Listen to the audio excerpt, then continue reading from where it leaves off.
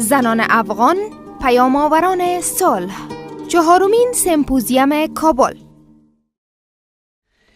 Your Excellency, First Lady, Honourable Ministers, esteemed ladies from the provinces, and all fellow distinguished delegates, thank you so much for inviting me here today. It is an enormous honour for me to be here.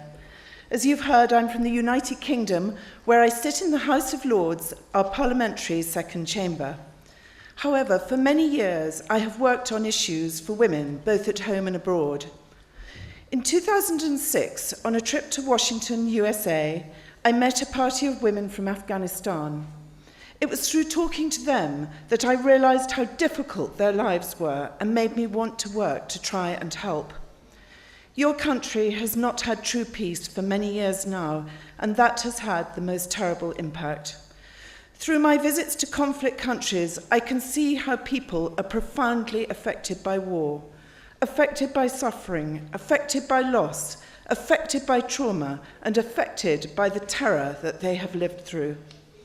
Nowhere in the world has true equality for women in political, social, and economic terms, but on previous visits here, I have glimpsed how very difficult it is to be a woman and how frightening life can be.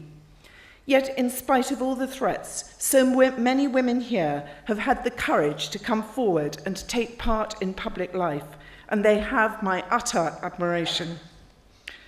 Since meeting the women from Afghanistan in Washington, I have focused on trying to help women who are affected by conflict. I do this in a number of ways, through my parliamentary work, where I co-chair the all-party parliamentary group on women, peace and security, and also through working closely with NGOs. I chair the advisory board of GAPS, which is a network of NGOs working on the Women, Peace and Security agenda. I'm on the steering board of the Preventing Sexual Violence in Conflict initiative, set up by our previous Foreign Secretary, William Hague, and I also run the Afghan Women's Support Forum in London, which is a group of people who either are Afghan or who have Afghan connections, and one of the projects we've been trying to help with is the Afghan Cancer Foundation. And I'm patron of Afghan Connection that builds schools in Afghanistan. Gender equality is a top priority for the UK. We believe girls and women everywhere should have voice, choice and control over their own lives. The promotion and protection of women's rights is enshrined in international law, and women fully participating in all spheres of life is vital to ensuring a secure, stable and prosperous society. Women need to be able to take part in decision-making roles so that the country is shaped for everyone. The UK was instrumental in influencing the Global Agreement for Sustainable Development Goal 5 to achieve gender equality and empower all women and girls. And we are now committed to turning the commitments into reality for every woman and girl the world over. And to help achieve this, in February, our Foreign Secretary created the UK's first Special Envoy for Gender Equality. The UK supports projects to promote and protect women's rights in 28 countries across the world and works with the Afghan government, civil society and the international community here to help. We're doing this in a number of ways, including giving grants to civil society organisations, funding support to survivors of violence through the health sector, helping deliver training on women's rights, increasing girls' access to quality education, helping increase the number of women in the security sector, helping female entrepreneurs, and encouraging female participation in community decision-making and regional and national politics. It is so very important that every child goes to school so that they can have equal life chance. I know that there have been enormous improvements here in access to education for both boys and girls, which is a fantastic achievement. However, as we've already heard, education needs to be more than academic.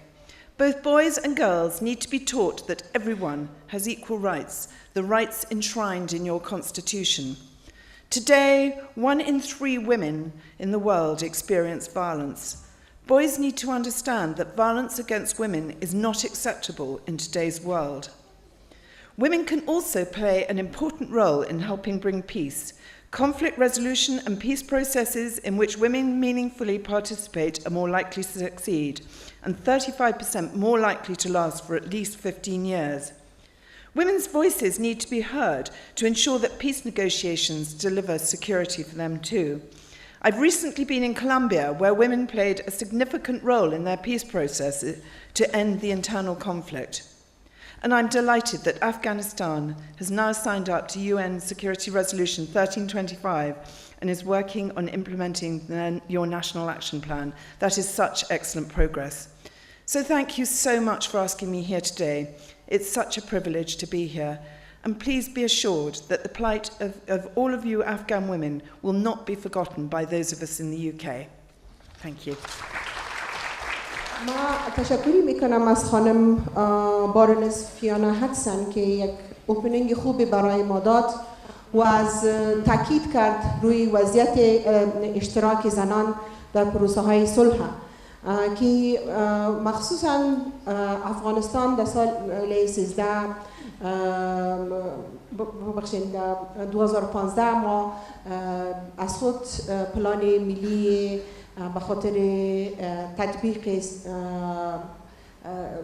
رزولوشن 1325 داریم در افغانستان و یکی از تعهدات دولت ما و مردم ماست که چگونه ما بتانیم زنان را در پروسه صلح شامل بسازیم. امروز بعد از 15 سال به جرأت میتونم بگم که اتفاقات بسیار بسیار خوب و تغییرات بسیار مثبتی رو ما امروز در داخل افغانستان به خصوص برای زنان افغانستان شاهد هستیم.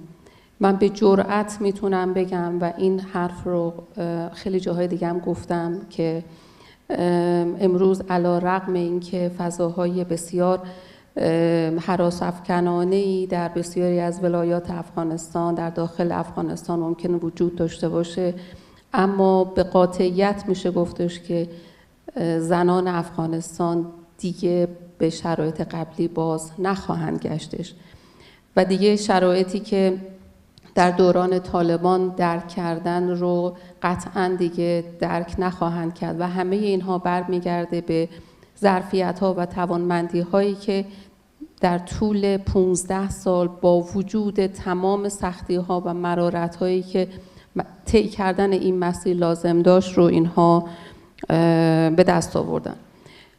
خیلی خوشحال هستم و تبریک میگم به خانم رولاقنی که امروز پرچم حمایت از حقوق زنان، حمایت از حقوق انسانی زنان در افغانستان رو به دست گرفتن و قطعاً حضور ایشون در این موقعیت و در این منصب بسیار میتونه تسهیل کننده جریان و حرکت زنان افغانستان به سوی توسعه بیشتر و وفاق بیشتر و صلح بیشتر باشه. اون چیزی که من میخوام خدمت شما دوستان بگم این هستش که ما قطعاً نمیتونیم از صلح در افغانستان بگیم، از امنیت در افغانستان بگیم، از عدم خشونت در افغانستان بگیم اگر ما مسائل سایر زنان کشورهای منطقه رو به نوعی در نظر نگیریم. امروز متاسفانه در شرایطی هستیم که آتش جنگ، آتش خشونت هایی که نوعاً با زمینه‌های افراطیگری‌های مذهبی، افراطیگری‌های قومی به نوعی دامنگیر کشورهای منطقه شده، بیشترین بار زحمت و بیشترین بار مشکلات رو به دوش زنان و کودکان گذاشته. در حوزه تلاش‌های منطقه‌ای به نظر من لازم هستش که ما برای ایجاد و تقویت بنیان‌های مربوط به صلح و توانمندسازی زنان برای مشارکت در پروسه صلح از ظرفیت‌های محلی و منطقه‌ای بیشتر استفاده بکنیم. اول زه غواړم چې ولې د اسلام د دیدګاه څخه ولې موږ باید د نورو څخه زده کړه وکړو. دومه خبره تعامل څه ته وایي په اسلام کې او ولې تعامل باید وکړو د نورو. دریم یو څو تجربې تاسو ته وړاندې کوم او اخر پیشنهادونه تاسو ته وړاندې کوم. اول تاسو نن سهار تلاوت واورېدله، ډېر ښایسته تلاوت و زموږ خور چې وکړه. په هغه کې د قرآن شریف آیات څخه یو آیات راغلی و بسم الله الرحمن الرحیم وجعلنا شعوبا وقبائل لتعرفون. څه معنا لري دا؟ زموږ خور چې د علماو سره کار کوي تاسې کولی سئ څه معنا لري یا تاسې وایئ صحیح دی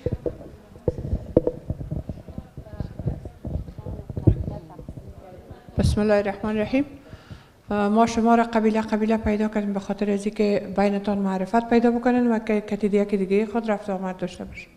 نو دوه ګروپونه پشکې ښځې وې علما او دوه ګروپونه پشکې نارینه چې وکتل چې دلته په دې تالار کې ښځې هم ناستې وه او دا ښځې دلته څه کوي دا نارینه علما ویله چې دا ښځې دلته څه کوي بیا موږ ویل خو جندر باید مراعات سي باید ښځې او نارینه مساویانات په دې کې اشتراک وکړي ښه خیر جندر باید مراعات سي دوی یو څه په زړه کې دا درلوده چې دا ښځې نو څه دپاره راغلي دي مګر هم دا ښځې علما خپل تجربې چې وویلې او راغله د تالار په سټیج باندې چې ودرېدله او د اسلام په دیدګاه باندې د قرآن شریف آیتونه چې وویل د حدیثونه چې شریف چې تشریح کړه د ټولو خولې وازې پاتې سولې چې په افغانستان کې موږ دون تجربه لرو زموږ د ښځیني په علماو نو دا یو تجربه ده چې څنګه موږ کولی سو چې هم د بهرنۍ هېواد څخه نظر راټول کړو او هم څنګه کولی سو چې داخلي نظر سره راټول کړو او د یو بل څخه زده کړه وکړو And he writes, Malala pasa tapakra porta. Pukhtun de nang pasandare poekra. I'd like to change it by saying Pukhtun de aman pasandare poekra. It is important because people insult us as Pukhtuns and mostly internationals and outsiders when they say that Taliban represent the Pukhtuns. No, the Taliban do not represent us. And that is why I feel that we have to tell the world that we are not violent. We are actually victims of these policies, these wrong policies. And so it is a message that we have to send to the world, and we will not tolerate anyone saying that we believe in violence. The Pushtun Wali does not believe in violence. Religion is important for all of us. And I've seen that there's a lot of talk here about religion and the importance of religion. And I don't want to say that it's not important.